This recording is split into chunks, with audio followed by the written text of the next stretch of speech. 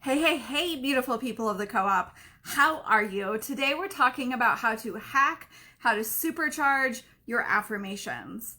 Do you say affirmations? Have you ever tried to say affirmations? Is it hard to stick with? So today we're going to talk about the power of affirmations. We're going to talk about some do's and don'ts, and I'm going to share some secrets on how you can supercharge these things to really be using them, not just writing them and forgetting about them. Everybody there? Yeah, I'm guilty too. So, hello, welcome to Everyday Rituals. This is a show that happens every Tuesday here in the co-op. It will go probably through December, and then in January there's a new show coming from me. So super exciting news about that. If you're joining me live, say hey to me in that conversation box like Rika just did. If you're catching me the second time around, drop me a little recycled symbol. Still let me know that you're catching the video so I can still come back and say hey to you. I do these videos to create connection and share value, and I love to know when people have viewed them. So you don't have to say anything else. Just drop me a little recycled symbol. That's what I ask. And thank you. Before I go any further, let me introduce myself and then we'll dive right into today's topic. For those of you who don't know me, my name is Angela Kay. I am a coach, I'm a medium, I'm an intuitive, and I am a healer. So I blend all of that together in my programs and in my one-on-one coaching services. And what I'm most well known for is helping people with the moon. So leveraging the moon and seasons, what I call the wheel of the year, and using that ancient sacred wisdom and really applying it to modern day everyday life. So I put all of those things all into each of my programs. Hello T, how are you? So affirmations. By a show of hands in that conversation box down below, let me know, have you ever written an affirmation before?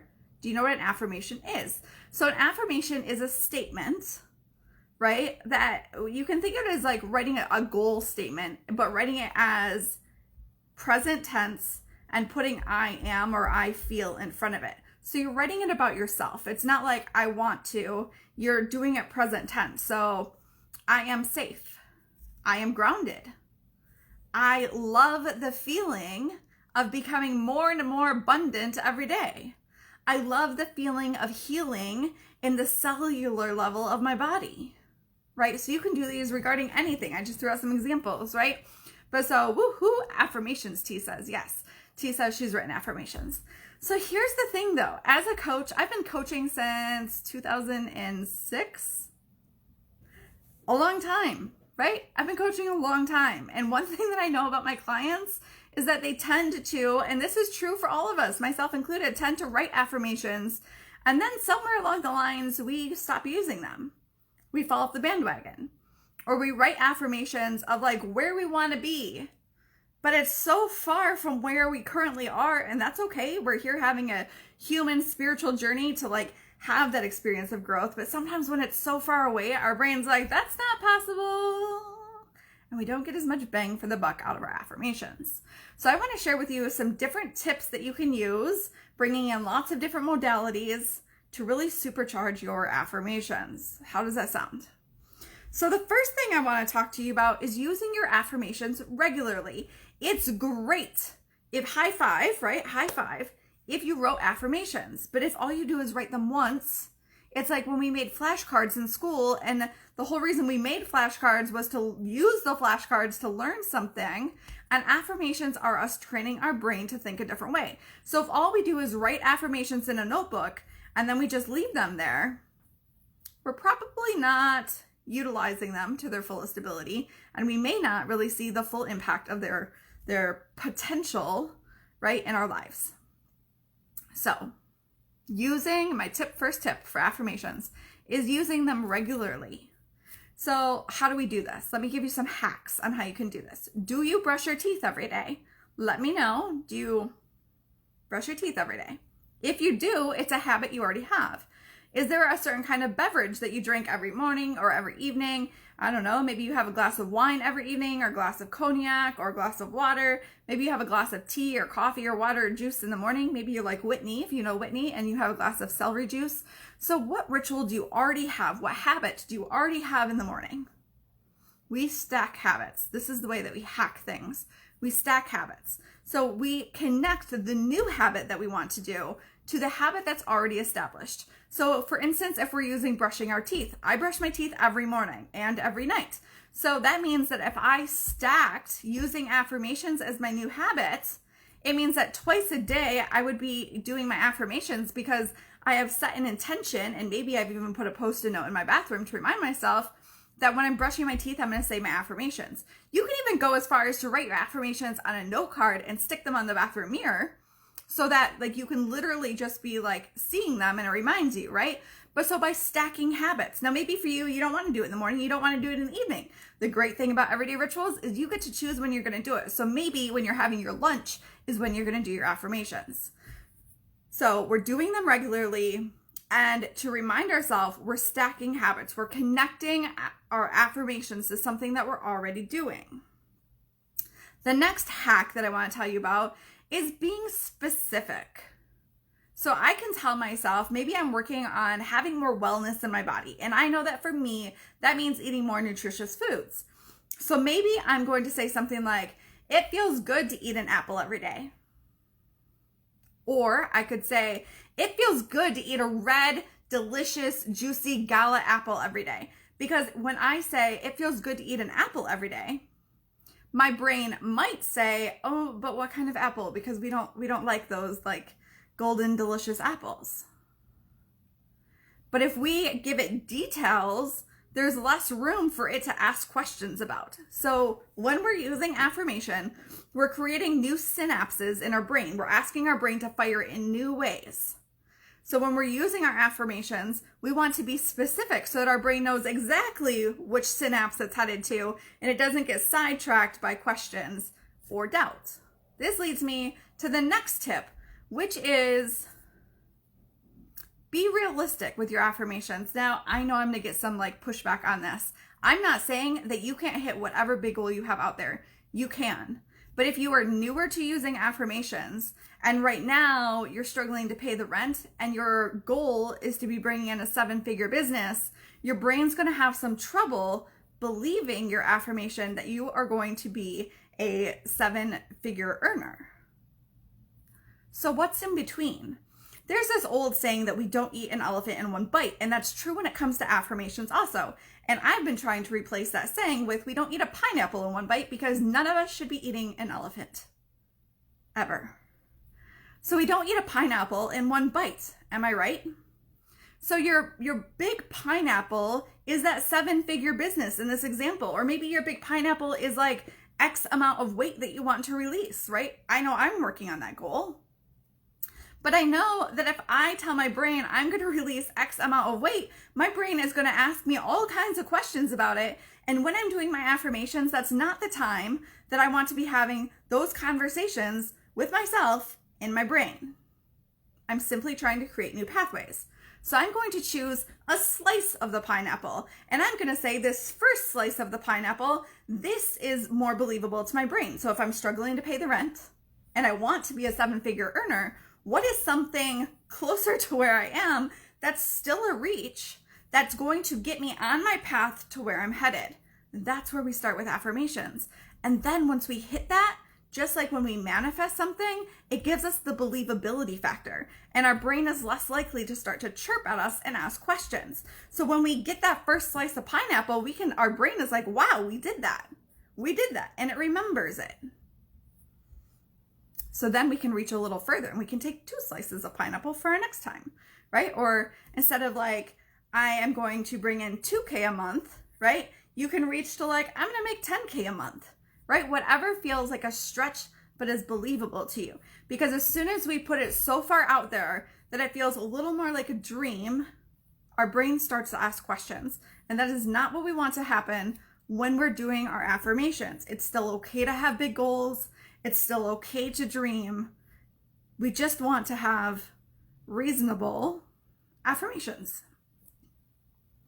So we have be specific, we have use them regularly, we have stacking them with our habits, we have the fact that we want them to be believable. Feel into your affirmations. So when you are brushing your teeth or drinking your coffee or eating your lunch or walking your dog, whatever habit you chose to stack your affirmations with, we want to bring in as many of our senses as we can.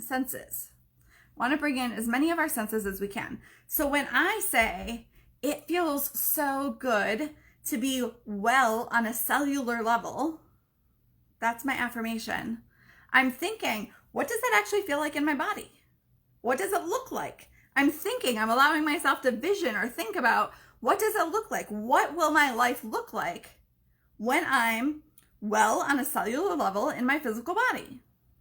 Does it mean that there's other activities I can do? Like, what does that mean for you? If it's about money, right? Like, what does it feel like to have that money? What does it feel like? Does it feel like safe to have that amount of money? Like, do you not worry as much? Does it feel like joy because you can take care of your family or you can go on adventures? Like, what does it feel like? So whatever your affirmation is that you're saying, what does it feel like? And bring in as many senses as you can. So maybe you visualize it, and then as you're visualizing, you're like, oh, like adventure. I feel the wind. Like, I can feel the sun on me. I can smell the trees and the fresh air. What can I hear? Bringing in as many of our senses as we can, because it helps to solidify and help our brain understand. Because again, when we're doing affirmations, we're creating new synapses in our brain, asking it to fire in different ways. So we're bringing in as much emotion. Thank you, Whitney. We're bringing in as much emotion and as many of the different senses as we have to make those connections, so the brain understands exactly why we're doing this, exactly what it's going to be like. So we want to be able to see it. We want to be able to feel it. We want to be able to sense it. We want to be able to be it. Allow yourself. This is why we say affirmations as if they already are. We're embodying what this thing is. It's already flowing to us. We're embodying it. And then my last hack for you today is use your entire brain. So I've given you some hacks on different ways to use your brain, but our brains are pretty magical things. And as someone who's trained specifically as an expressive arts therapist, right, I know that there are other ways to also activate our brain that takes in other like parts of our brain. So like one aspect of our brain is used to feel emotion, and another aspect of our brain is used to see or feel or hear or taste. And another part of our brain is used to speak. So write your affirmations, say your affirmations out loud, sing your affirmations. This brings in the more creative aspects and areas of our brain. So the more areas that we can create new neural pathways, the faster that this affirmation is going to work for you. So you could sing it, right? I am well. I am abundant. Whatever that is for you. Sing your affirmation out loud and bring in color. When you're writing your affirmations, I recommend not just saying them, but also writing them down. It uses a different part of your brain.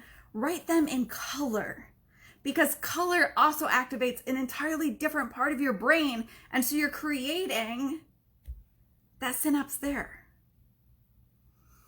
So this is a number of different ways that you can use affirmations and actually use them, not just write them down and put them in a pretty journal and leave them on the bookcase or your desk.